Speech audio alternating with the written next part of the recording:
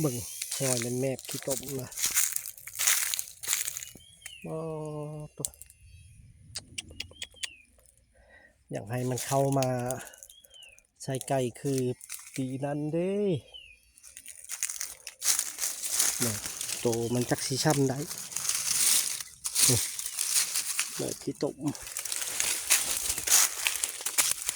ดุดหน่อยมันดุด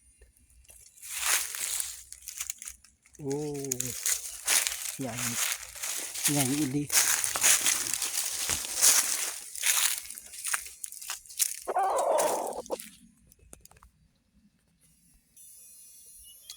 มื่อนี้มากับน้ำใสมากับเจ้าน้ำใสจักไป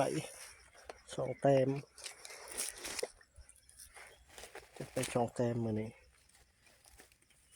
ฝากติดตามด้วยเด้อ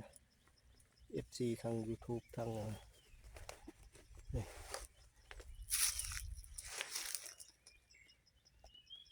มีแต่ไก่แก่เนาะ